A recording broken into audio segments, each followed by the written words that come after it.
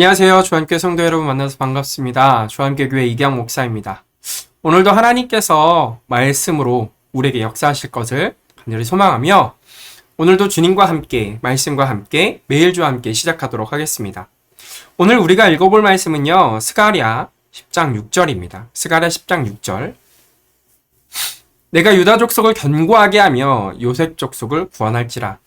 내가 그들을 긍휼히 여김으로 그들이 돌아오게 하리니 그들은 내가 내버린 일이 없음같이 되리라. 나는 그들의 하나님 여호와라. 내가 그들에게 들으리라. 아멘. 요즘 저희 딸 아이가요 폭풍 성장을 하고 있습니다.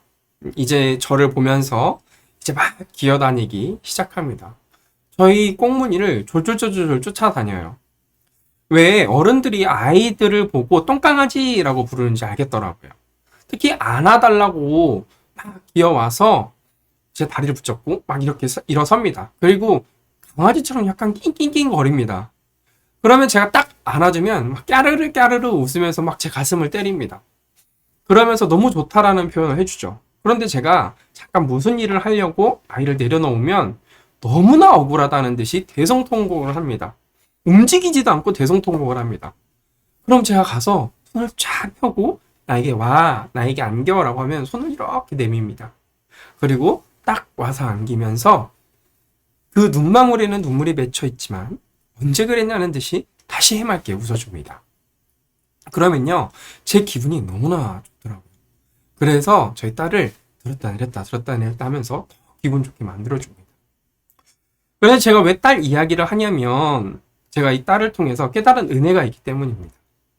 우리 아이는요, 그 자리에서 아빠가 나를 버린 것처럼 여겨서 그냥 엉엉 울고 있습니다.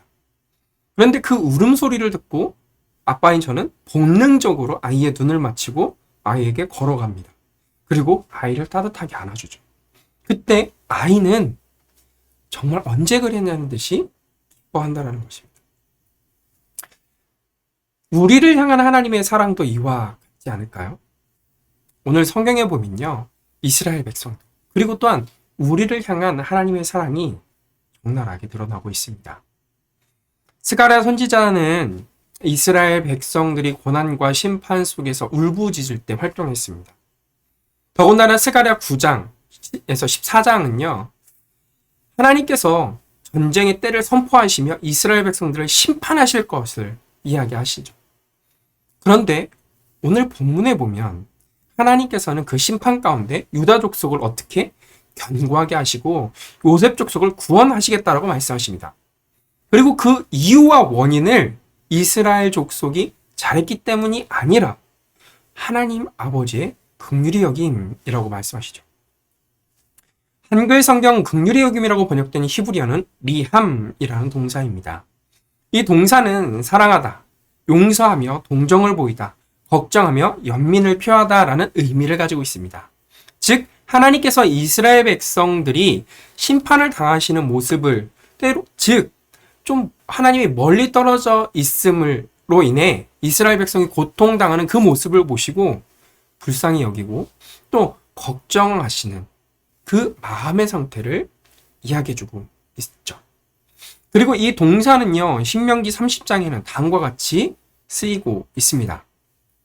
신명기 30장 2절에서 3절 말씀입니다. 너와 내 자손이 내 하나님 여호와께로 돌아와 내가 오늘 내게 명령한 것을 온전히 따라 마음을 다하고 뜻을 다하여 여호와의 말씀을 청종하면 내 하나님 여호와의 마음을 돌이키시고 너를 긍휼히 여기사 포로에서 돌아오게 하시되 내 하나님 여호와께서 흩으신 그 모든 백성 중에서 너를 모으시리라. 이 말씀은 모세가 이스라엘 백성들이 가나안 땅에 들어가기 바로 직전 모압 땅에서 마지막으로 한 권면입니다. 가나안 땅에 들어가서 이스라엘 백성들이 그 땅의 이방 민족들의 유혹을 받아 범죄하게 된다 할지라도 다시금 하나님의 말씀을 듣고 회개하고 순종하면 하나님께서 용서해 주실 것이라고 이야기하죠. 그래서 흩어버리셨던 이스라엘 백성들을 다시 어떻게 해요?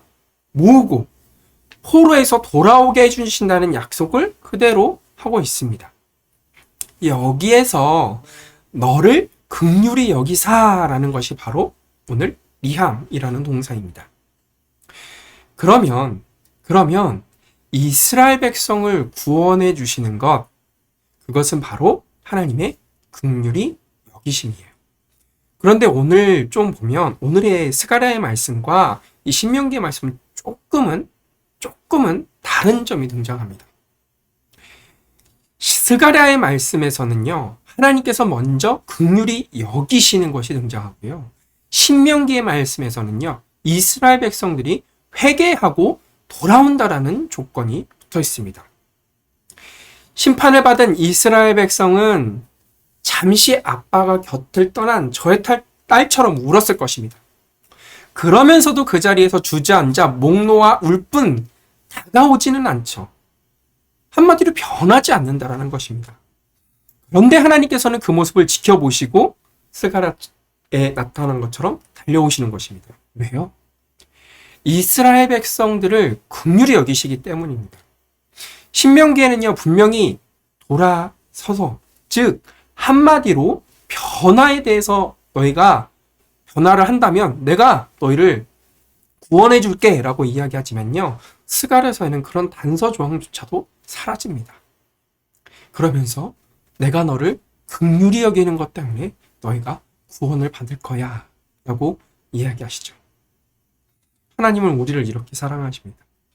조건이 아니라 우리를 가만히 바라보시며, 때로는 우리가 고통스러워하고 힘겨워하며 하나님 아버지를 부를 때 하나님께서는 우리를 향해 달려오시는 것이죠. 그리고 그 하나님의 사랑은요, 우리에게 다음과 같이 나타납니다. 스가랴 12장 10절 말씀입니다. 내가 다윗의 집과 예루살렘 주민에게 은총과 간구하는 심령을 부어주리니 그들이 그 찌른 바 그를 바라보고 그를 위하여 애통하기를 독자를 위하여 애통하듯 하며 그를 위하여 통곡하기를 장자를 위하여 통곡하듯 하리로다. 하나님께서 우리에게 은총과 간구하는 심령, 즉 성령님을 부어주신다고 말씀하십니다. 어떻게 해요? 그들이 그 찌른 바, 그를 바라보는 사람에게 부어주신다라고 말씀하시죠.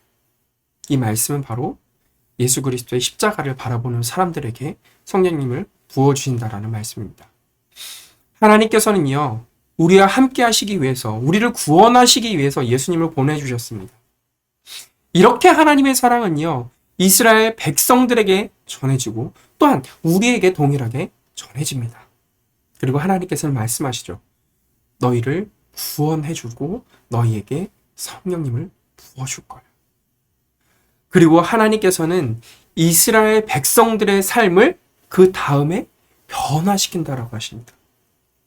아까는 변화가 신명기에 먼저 나왔지만 스가랴에서는 변화가 먼저 나오지 않고 하나님의 사랑이 먼저 나오는 이유가 바로 여기에 있습니다. 왜요? 우리가 예수 그리스도를 그저 바라보기만 하면 우리 안에 누가 오시기 때문이에요? 성령님이 오시기 때문입니다. 그리고 그 성령님을 통하여 이스라엘 백성들의 삶이 변화되고 또한 우리의 삶이 변화된다라고 말씀하시는 거죠. 그럼 하나님께서 이스라엘 백성들의 삶을 어떻게 변화시키실까요? 스가랴 13장 1절에서 2절 말씀입니다. 그날에 죄와 더러움을 씻는 셈이 다윗의 족속과 예루살렘 주민을 위하여 열리리라. 만군의 여호와가 말하노라. 그날에 내가 우상의 이름을 이 땅에서 끊어서 기억도 되지 못하게 할 것이며 거짓 선지자와 더러운 귀신을 이 땅에서 떠나게 할 것이라. 아멘.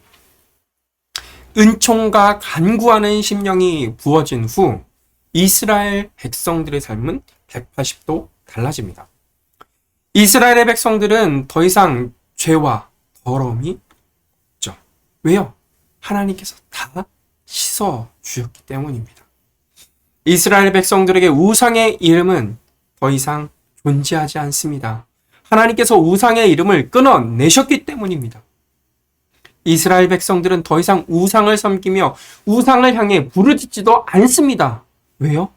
하나님께서 우상의 이름을 기억나지도 않게 해주시기 때문입니다.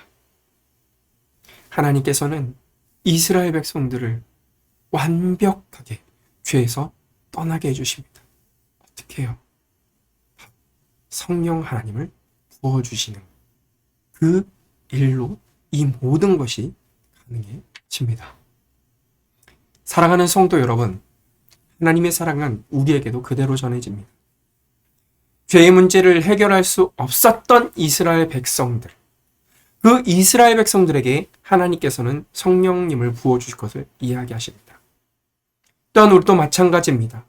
우리 죄의 문제를 해결할 수 없는 것, 그 문제를 가지고 고통하고 신음하고 있지만 하나님께서는 우리의 죄의 문제를 해결해 주시겠다라고 말씀하시죠.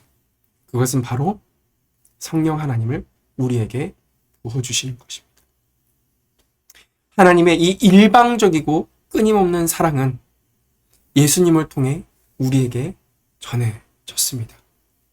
우리는 그 예수님을 믿음으로 말미암아 성령 하나님과 함께하게 되고 또 성령 하나님의 인도하심을 받는 놀라운 은혜를 경험하게 됩니다. 그래서 이전에 경험하지 못한 우리의 삶의 변화를 이루어내는 것이죠. 사랑하는 성도 여러분, 우리는 더 이상 죄 가운데, 더러움 가운데 머물러 있을 수 없습니다. 오직 나를 사랑하시는 그 하나님의 그 놀라운 은혜를 깨달았기 때문입니다. 더불어 나와 함께 하시며 나의 삶 가운데 하나님의 말씀을 기억나게 하시고 또 예수님이라면 어떻게 하셨을까라고 계속 질문을 떠오르게 하는 그 성령 하나님이 우리와 함께 하시기 때문입니다. 우리는 하나님의 백성들입니다. 예수 그리스도의 제자입니다. 오늘 하루도 이 은혜를 기억하시며 살아가시길 간절히 소망합니다. 그럼 함께 기도하도록 하겠습니다. 하나님 아버지 감사합니다. 하나님의 놀라운 사랑을 기억합니다. 이스라엘 백성들은 죄의 문제를 자신들이 해결할 수 없어 허덕이며 앉아서 울기만 했습니다. 그런 이스라엘 백성들을 바라보시며 가슴 아파하시는 그 하나님. 그리고 하나님께서는 이스라엘 백성들의 삶의 변화를 요구하시지 않고 먼저 자신이 이스라엘 백성들을 긍휼히 여기시며 이스라엘 백성들에게 나아가실 것을 말씀해 주셨습니다. 그리고 그들에게 성령 하나님을 부어주실 것을 약속하셨습니다. 그리고 그 말씀은 예수님의 십자가, 그 십자가를 통해서 이루어졌고 이스라엘 백성들뿐 아니라 우리에게도 그대로 전해졌습니다. 하나님, 오늘 하루도 이 은혜를 기억하며 살아갈 수 있도록 인도하여 주옵소서. 우리는 더 이상 죄에 머무를 수 없습니다. 더러움 가운데 머무를 수 없습니다. 왜냐하면 우리와 함께 계시는 그 성령 하나님이 우리와 함께 계시기 때문입니다. 하나님, 오늘도 성령 하나님이 우리와 함께 계심을 경험하며 그 하나님의 놀라운 은혜를 기억하며 살아갈 수 있도록 인도하여 주옵소서. 그리고 나의 삶의 한 부분이 성령 하나님을 통하여 변화될 수 있도록 주님, 오늘도 역사하여 주옵소서. 그리하실 예수 그리스도의 이름으로 간절히 기도합니다. 아멘. 오늘도 하나님의 놀라운 은혜와 사랑을 기억하며 살아가시길 간절히 소망합니다. 그럼 함께 기도하도록 하겠습니다.